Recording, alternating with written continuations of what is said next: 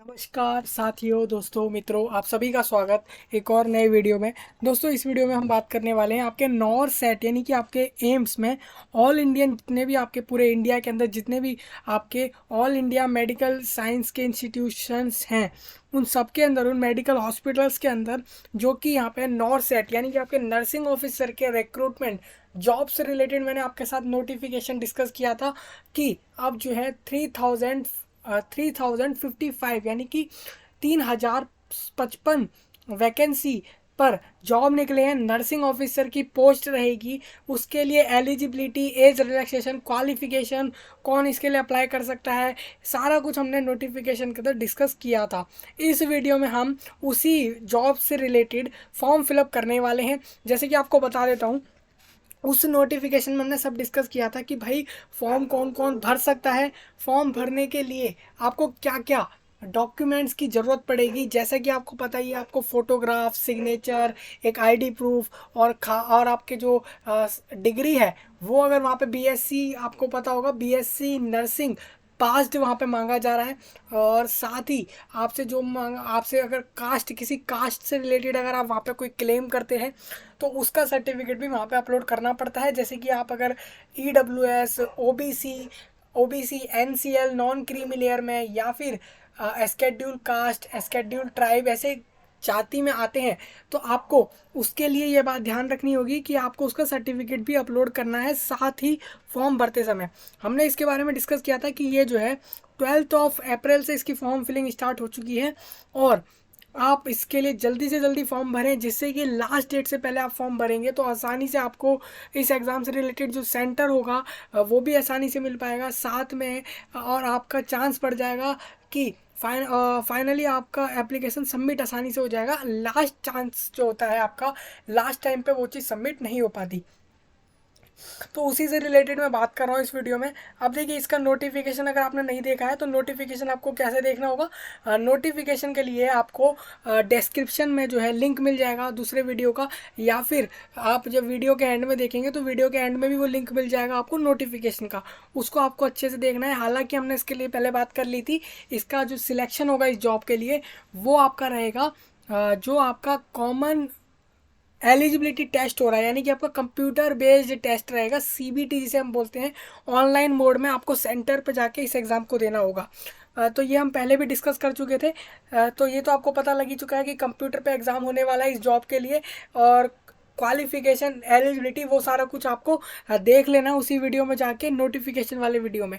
साथ ही एक video computer based test कैसे होता है, एग्ज़ाम कैसे होता है, उसके ऊपर भी है। आप उस वीडियो को देख के समझ सकते हैं कि कंप्यूटर बेस्ड एग्ज़ाम देना कैसे होता है, कैसे रहता है। एक और वीडियो जो आपकी रहेगी वो एक और है, वो इस चीज़ को रिलेटेड है कि आपको अपने डॉक्यूमेंट और फोटोग्राफ में कोई भी चेंजेस करना होता है तो वो आप किस तरीके से कर पाते हैं। तो उसका वीडियो भी आपको आसानी से वीडियो के एंड में आपको देखने को मिलेगा। उसको भी आप देखकर जो है वहाँ से समझ पाएंगे कि आपको अपने डॉक्यूमेंट को कैसे चेंज करना होता है।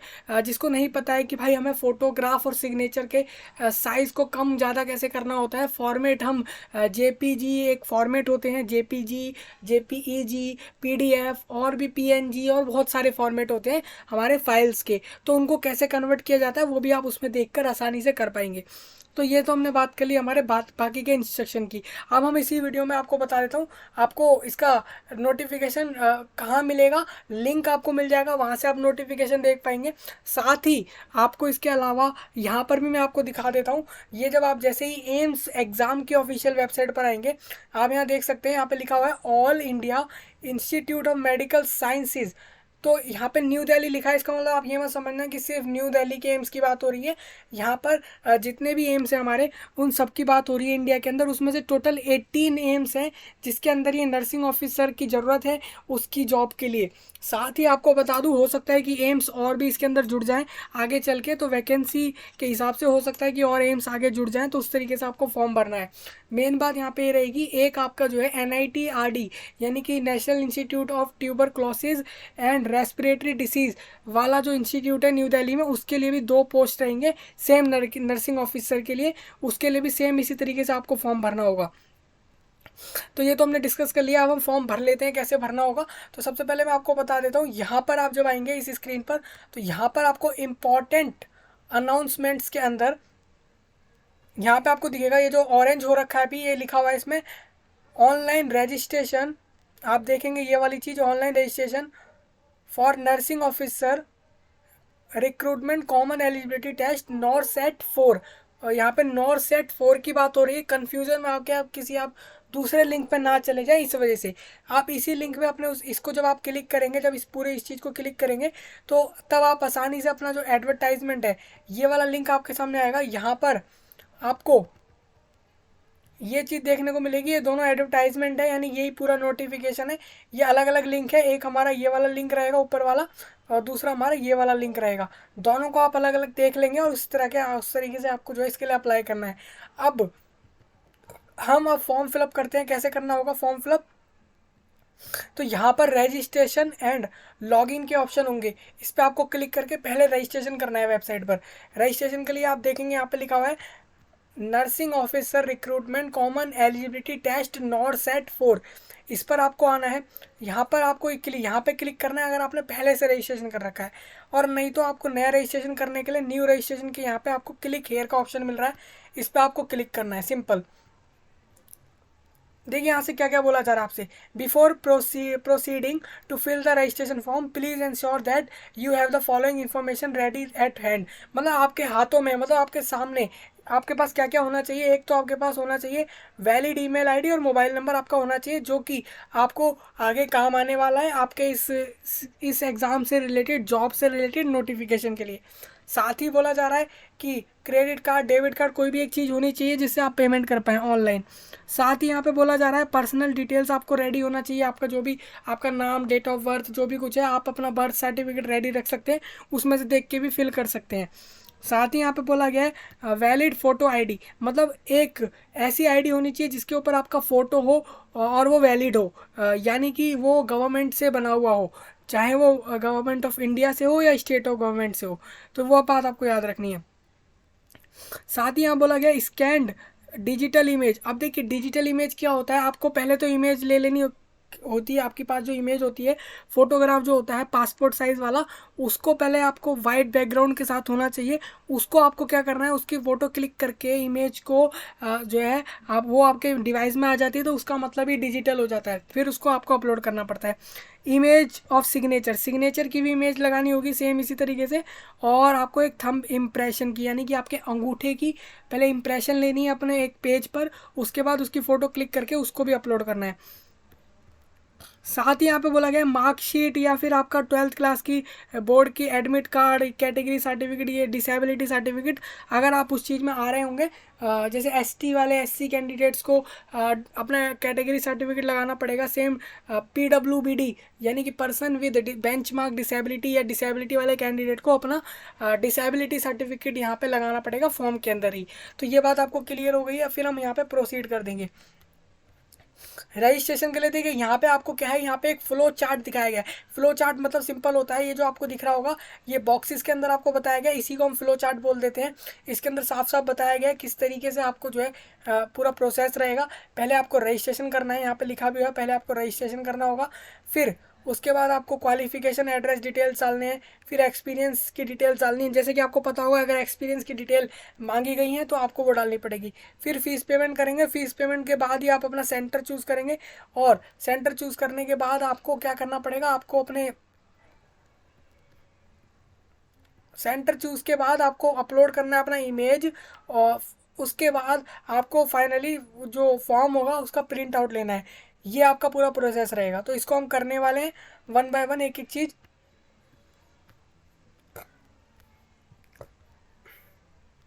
यहाँ पे भी देखिए वही चीज़ लिखी है, पहला रजिस्ट्रेशन का प्रोसेस रहेगा, दूसरा क्वालिफिकेशन और एड्रेस का, फिर एक्सपीरियंस डिटेल्स, फिर fees payment, city choice, upload images और प्रिंट एप्लीकेशन। तो इस तरीके से आपको करना है।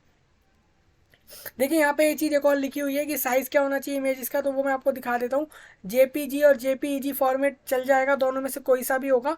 साथ में यहाँ पे बोला गया फ़ोटो जो होगी वो 50 से लेके 100 केबी के बीच में होनी चाहिए। और जो साइन और थंब इम्प्रेशन होगा वो 100 केबी के बीच में होना चाहिए। तो ये सारा लिखा हुआ है। अब हम यहाँ से प्रोसीड कर रहे हैं। सबसे पहले हम करेंगे अप्लाइंग फॉर। हम किसके लिए अप्लाई कर रहे हैं, यहाँ पे एक ही ऑप्शन आने वाला है जो आपका नॉर सेट का आएगा। उसके बाद आपको क्या करना है, पर्सनल डिटेल डाल देनी है, जैसे कि आपको अपना फुल नेम डालना है, जो कि आपके सेकेंडरी स्कूल लिविंग सर्टिफिकेट यानी कि आपके 12th क्लास के सर्टिफिकेट पे जो भी नाम रहा होगा वो आपको यहाँ डाल देना है। फिर आपको सेम अपना दोबारा नाम, दोबारा सेम स्पेलिंग वाला दोबारा डालना है। फिर आपको अपने फादर का नाम डालना है यहाँ पे।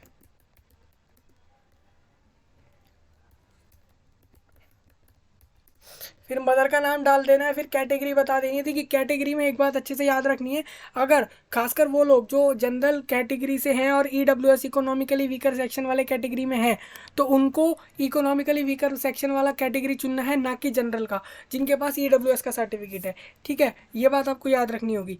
और जिनके पास नहीं है, जो अनरिजर्व कैटेगरी में, उनको जनरल चूज़ करना है और फिर यहाँ पे कंफर्म कर देना है। अब यहाँ पे बोला गया are you in the category of PWBD, person with benchmark disability category में अगर आप आते हैं, नहीं पता इसके बारे में कि होती कैसी है कैटेगरी, किसके बारे में बात हो रही है, नोटिफिकेशन में सारा कुछ बताया हुआ है, वहाँ से आप देख लेंगे। नेशनैलिटी ऑटोमेटिकली इंडियन होना जरूरी है इसके लिए। स्टेट ऑफ डोमिसाइल आपको बता देना कौन से स्टेट से आप अप्लाई कर रहे हैं, जैसे कि मैं दिल्ली से अप्लाई कर रहा हूँ। आईडी प्रूफ में आप क्या देने वाले हैं, Aadhaar card, driving licence, PAN card, passport, voter ID card, कुछ भी दे सकते हैं। मैं यहाँ आधार कार्ड दे देता हूँ। आधार कार्ड के नंबर्स की डिटेल्स डाल दी है मैंने। फिर please bring along this ID इन। अब देखिए, अब आपको क्या करना है, एग्ज़ाम के समय जब आप एग्ज़ाम देने जाएंगे तो यही सेम आईडी आपको लेके जाना है वहाँ पे। सेम अब आपको बता देना किस डेट पे ये इशू हुआ, ये ऑप्शनल है, चाहे तो आप इसे छोड़ सकते हैं, नहीं बताना तो मत बताइए। सेम कब तक वैलिड है ये भी आपको बताने की ज़रूरत नहीं है, ये छोड़ा जा सकता है। Are you a government employee, क्या आप सरकारी कर्मचारी हैं? या तो ऐसे कैंडिडेट्स होंगे जिनने अभी तक कोई काम ही नहीं किया होगा, कोई जॉब नहीं करी होगी, चाहे वो सरकारी हो चाहे वो प्राइवेट हो, तो उनको यहाँ पे नो करना है। जिन्होंने करी हो उनको यस करना होगा। Are you a ex service man, क्या आप पहले कभी आर्म्ड फोर्सेस में या फिर इन सारी फोर्सेस में कभी काम कर चुके हैं, तो वो आपको बताना है। एक्स सर्विस मैन उन्हें बोला जाता है। Fill in your date of birth as record in. अब देखिए, जो आपकी डेट ऑफ बर्थ रही होगी, जो आपकी एक्चुअल डेट ऑफ बर्थ होगी, वो आपको यहाँ डाल देनी है। फिर यहाँ पे आपको उसी डेट ऑफ बर्थ को कंफर्म कर देना है। तो चलिए हम डेट ऑफ बर्थ भी यहाँ पे डाल लेते हैं।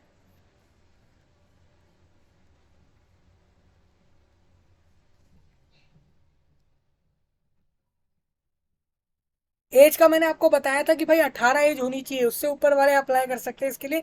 मैक्सिमम एज 30 थी, और ऊपर आपके कैटेगरी वाइज रिलैक्सेशन के नोटिफिकेशन में अगर था तो नोटिफिकेशन उसके हिसाब से एज रिलैक्सेशन भी रहेगा। अब यहाँ पे जेंडर में आपको बता देना है भाई, मेल फीमेल तो भी आपका रहेगा। अब contact detail, your email ID and mobile number will be use for. अब देखिए, इसमें क्या होने वाला है, आपका ईमेल आईडी और मोबाइल नंबर कम्युनिकेशन के लिए यूज करे जाने वाला है, एंड नोटिफिकेशन थ्रू एसएमएस और ईमेल के थ्रू आपके पास आएंगे।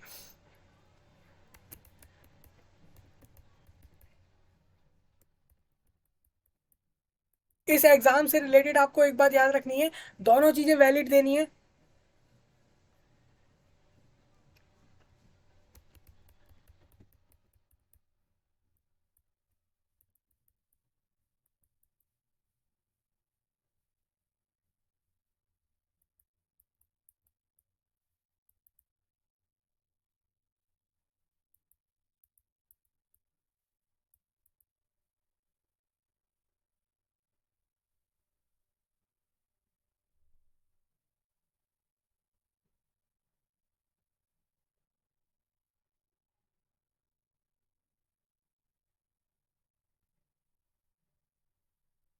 अब देखिए, चाहे तो आप क्या कर सकते हैं, अब एक अल्टरनेट मोबाइल नंबर मांगा जा रहा है आपसे। अल्टरनेट मोबाइल नंबर में आपको क्या करना है, वो चाहे तो दिया जा सकता है, नहीं तो वो भी छोड़ा जा सकता है। All field are mandatory except. देखिए यहाँ पे लिखा क्या है, जिसमें हैश टैग आ रहा होगा, ये आप देख सकते हैं यहाँ पे, ये वाला टैग जहाँ पे भी आ रहा है, तो इस वाले टैग वाले फील्ड को आप छोड़ सकते हैं। ऑल फील्ड मैंडेटरी एक्सेप्ट, ये मतलब इस वाले फील्ड को छोड़ के। तो मैं आपको दिखाऊं अगर इसके अंदर, तो यहाँ पे इशू डेट कब हुआ था आपका आईडी प्रूफ, जो जो भी आपने दिया आईडी प्रूफ में, जैसे आधार कार्ड दिया है, तो वो कब इशू हुआ था, तो उसका डेट यहाँ पे मैंडेटरी नहीं है, छोड़ा जा सकता है। कब इशू हुआ था और कब तक रहेगा वैलिड, छोड़ा जा सकता है उस चीज़ को। सेम इसी तरीके से अल्टरनेट मोबाइल नंबर चाहे तो दिया जा सकता है, नहीं तो वो भी छोड़ा जा सकता है। अब एक और चीज़ बोली जा रही है, note full name, date of birth, category, person with disability आपने बताया येस और no, email ID, mobile number cannot be changed once payment of registration fees done. मतलब एक बार फीस डन, मतलब फीस पे करने के बाद कुछ भी चेंज नहीं होता है, ये बात याद रखनी है। अब यहाँ पे आप ऐसे कर देंगे डिक्लेयर कि आपने जो भी इंफॉर्मेशन दी है यहाँ पे वो सारी करेक्ट है, और उसको चेंज करने का ऑप्शन आपको आगे नहीं मिलेगा। अब हम सेव एंड प्रोसीड कर रहे हैं। अब आपसे बोला जा रहा है काइंडली नोट योर, अब देखिए ये कैंडिडेट आईडी है, इसको आपको क्या करना है, इसको एक बार नोट करके रखना है। नोट नहीं कर सकते तो एक काम कर सकते हैं, दूसरे डिवाइस में इसका फोटो भी क्लिक कर सकते हैं, नहीं तो सेम डिवाइस में आप इसको स्क्रीनशॉट भी ले सकते हैं। An email and SMS has been send to your registered email ID and mobile number. आपने जो अपना ईमेल आईडी और मोबाइल नंबर दिया था उसी पर आपको कोई भी एसएमएस जो भी आएगा इस एग्जाम से रिलेटेड उसी पे आने वाला है। और क्या बोला जा रहा है, your first step for registration is completed, your registration form is still incomplete. अब रजिस्ट्रेशन कंप्लीट हुआ है, रजिस्ट्रेशन फॉर्म अभी इनकम्प्लीट है। Complete due step before registration closing date, जब तक ये खुला हुआ है आपके पास तब तक उससे पहले पहले ये चीज़ कर लेनी है। If you have not received, आपको बोला जा रहा है, अब आपके पास क्या होगा, ईमेल बॉक्स के अंदर, इनबॉक्स के अंदर कुछ आया होगा, अगर वो आ गया है, यहाँ पे अब क्या बोला जा रहा है, dear candidate you have completed the first step for registration process for nursing officer recruitment common eligibility test NORCET 4, you are now required to proceed with further step of registration in order to successfully register yourself for nursing officer। अब आपको क्या करने वाला है, अब आपको यहाँ पे क्या करना है, कहा जा रहा है कि अब जो बाकी का स्टेप है वो कंप्लीट करना है, फर्स्ट स्टेप हो चुका है। Kindly read advertisement instruction carefully, specifically specifically the instruction related to choice of city for entrance examination and the procedure of preparing images of photograph, signature, thumb impression, ये सब ready रखना है। साथ next में आपको ये बोला गया है कि complete following step before closing date, ये सारी चीज़ें आपको करनी है। बाकी स्टेप बता देता हूँ क्या क्या करने होंगे। आपको बोला जा रहा है, एक तो आपको क्वालिफिकेशन और एड्रेस की डिटेल डाल देनी है, और एक्सपीरियंस डिटेल, फिर आपको पेमेंट करनी है, वही सारा प्रोसेस जो डिटेल हमने पहले डिस्कस किया था।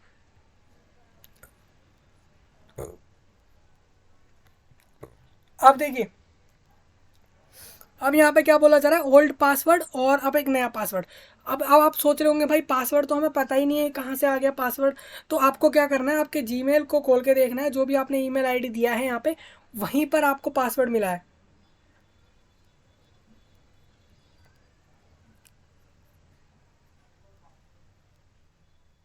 तो मैं यहाँ पे वो पासवर्ड डालता हूँ जो मुझे पासवर्ड मिला था।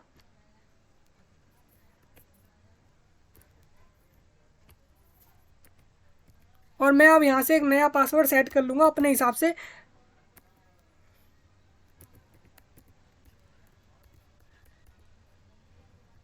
और वही जो नया पासवर्ड मैं सेट कर रहा हूँ उसको एक बार कंफर्म कर दूंगा।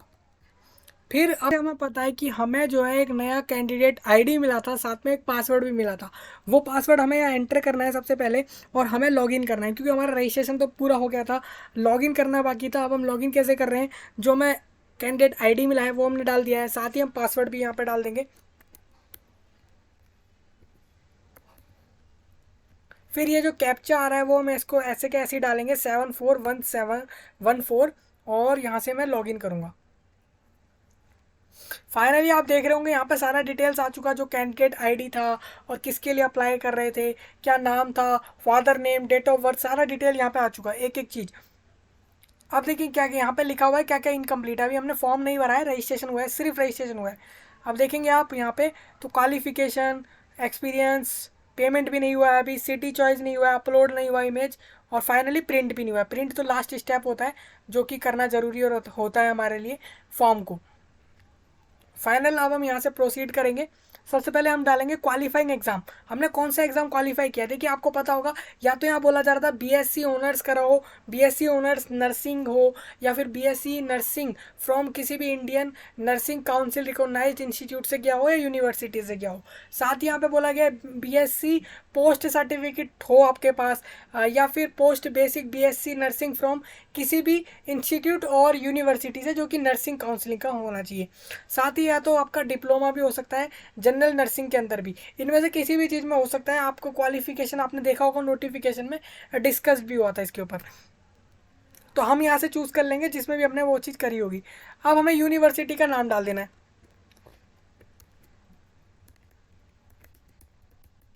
जिससे भी आपने किया होगा ये सेम कोर्स, वो आपको डालना है। अब आपको बताना है क्वालिफाइंग स्टेटस, तो यहाँ पे पास ही होने वाला है क्योंकि यहाँ पे अपियरिंग का कोई वो इशू नहीं है भाई, पास वालों को ही करना है अप्लाई। कॉलेज का नाम बता देना आपको।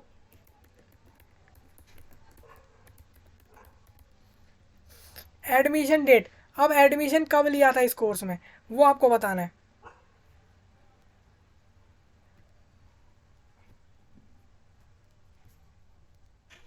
सौरभ भाई,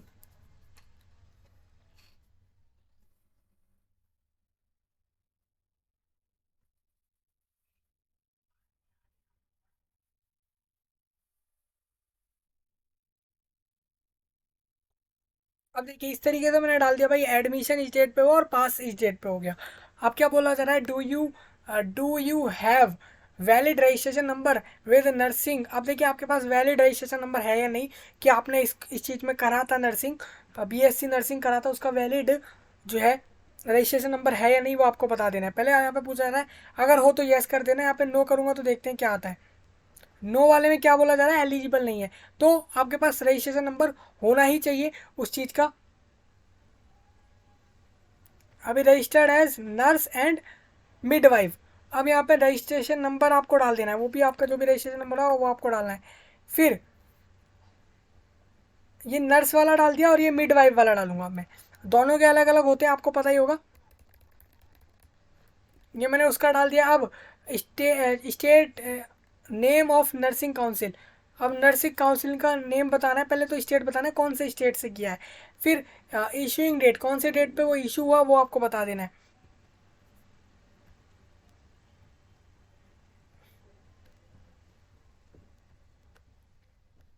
अब आपसे बोला जा रहा है एड्रेस डिटेल, एड्रेस डिटेल में आपको क्या डालना होगा, जैसे कि कौन से कंट्री, तो इंडिया और दूसरा स्टेट हो और दूसरा कंट्री हो तो वो भी डाला जा सकता है यहाँ पे। फिर अब एक होता है कॉरस्पॉन्डेंस एड्रेस और एक होता है परमानेंट एड्रेस, मैं दोनों को एक ही कर रहा हूँ। मतलब मैं यहाँ पे क्या करने वाला हूँ कि पहले तो मैं पहले एक एड्रेस टोटली डाल दूंगा कोई सा भी, मैं पहले अपना एड्रेस डाल दूंगा, कंट्री, पिन कोड, स्टेट।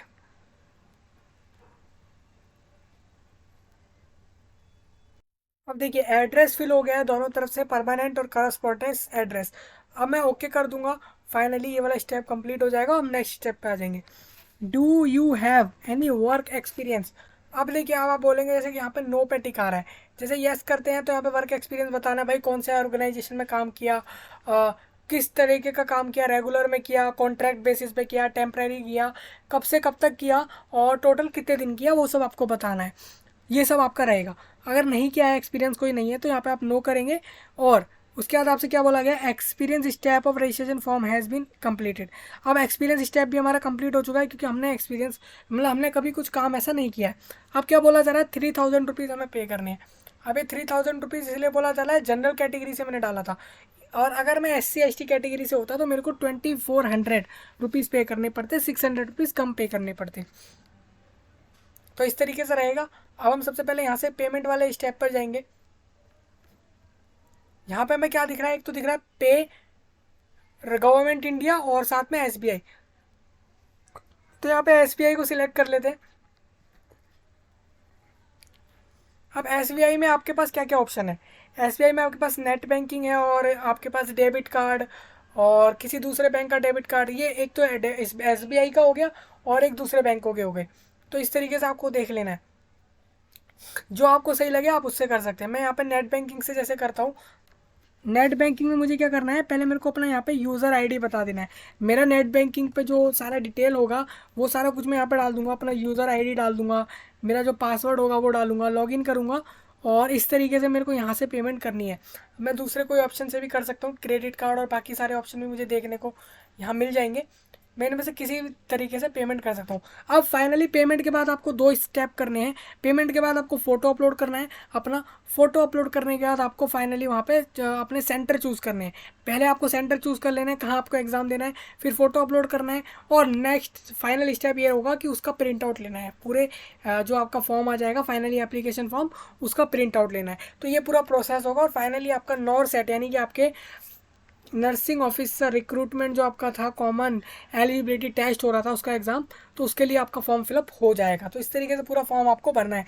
तो इस वीडियो को कर रहे हैं एंड, मिलेंगे नई वीडियो में, तब तक के लिए आप सभी का धन्यवाद।